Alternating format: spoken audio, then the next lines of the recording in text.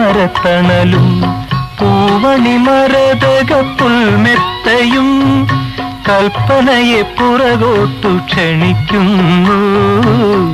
കഴിഞ്ഞ രംഗങ്ങൾ തെളിയുന്നു. ഈ വഴിയും ഈ മരത്തണലും പൂവണി മരതക പുൽമെത്തയും കൽപ്പനയെ പുറകോട്ടു ക്ഷണിക്കുന്നു. കഴിഞ്ഞ രംഗങ്ങൾ തെളിയുന്നു.